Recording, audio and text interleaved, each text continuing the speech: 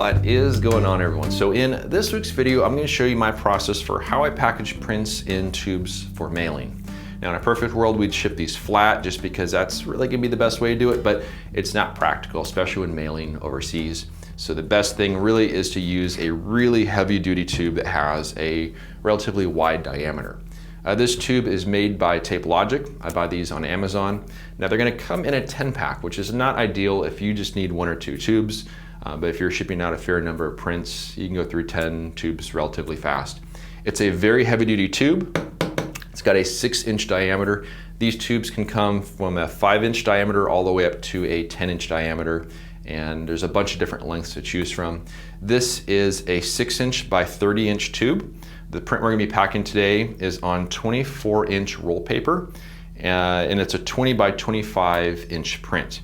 So with the 24-inch diameter this way and then the 30 inches that way, we're going to have a bit of a buffer space there to make sure that the print is not going to be damaged at all when it's being shipped.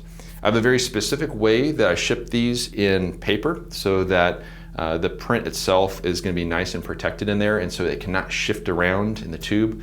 I've shipped out a lot of prints using these tubes. I have not had anything get damaged yet, so I've been very, very happy with them. I should also mention that this tube, it's going to be somewhere around just under $10 for a tube of that size. And then the other component I use is this roll paper. Now I buy this from Lowe's. This is in the paint section at Lowe's. It's going to be just under $13 for this roll. And it is going to be 35 inches by 140 feet. So it's a lot of paper. It's a recycled paper, pretty heavy duty paper. And for those of you in the rest of the world that use the metric system, which makes way more sense, it's going to be roughly 89 centimeters by 42.5 meters. So it's a lot of paper there. So what I'm going to do is I'm going to show you how I pack this print in the paper in the tube so nothing gets damaged in transit. So we're going to start by cutting the paper. All right, so the first step is going to be to trim the paper so it's going to fit the inside dimensions of the tube. Now this is a 6-inch by 30-inch tube, but that really pertains to the inside of the tube. The tube itself measures 31 inches, which allows for a little bit of space on either side for these end caps. So we're going to trim the paper so it's going to be 30 inches, and I go about 6 feet long, which is going to be the length of the table here. Mostly because that just seems to work pretty well. So we're going to start by marking the paper to get our 30 inches, and then we're going to go ahead and we're going to trim that piece of paper. I'm going to put marks here at 5 inches, since this is 35-inch wide paper.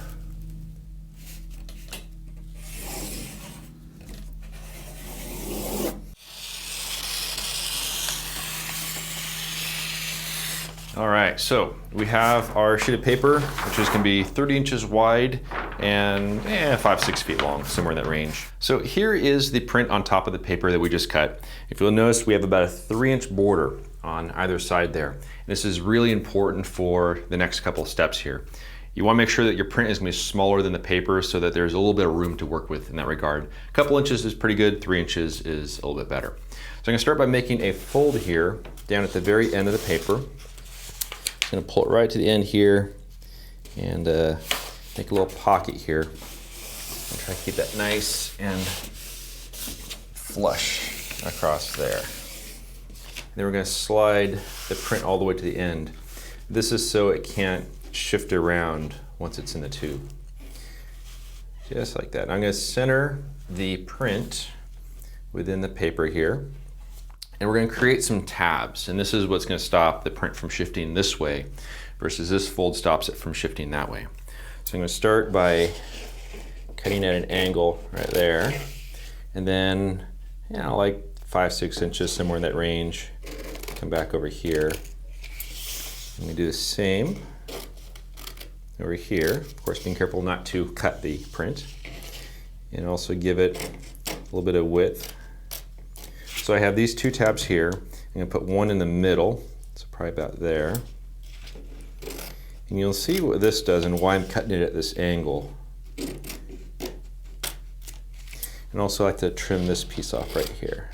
I'm going to go and do it to that side as well. All right, so now that both sides have the tabs that are cut, we're going to fold them in like this. So every other one just like this. And then the same on the side.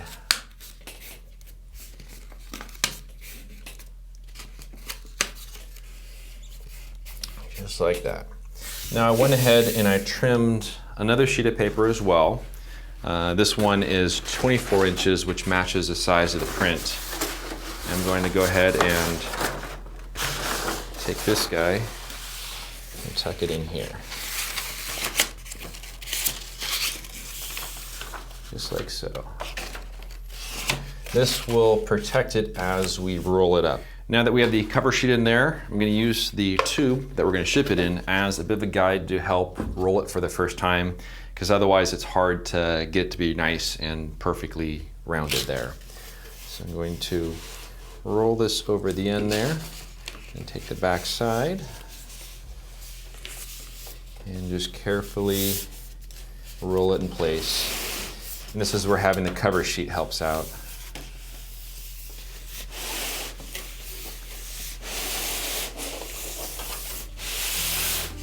Just like that.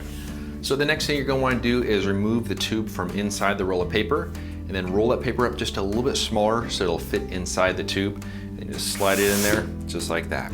Now if we take a look on the inside, you'll see those tabs that kind of fold around the print in 3 places on either side. It stops that print from sliding back and forth and works out really well.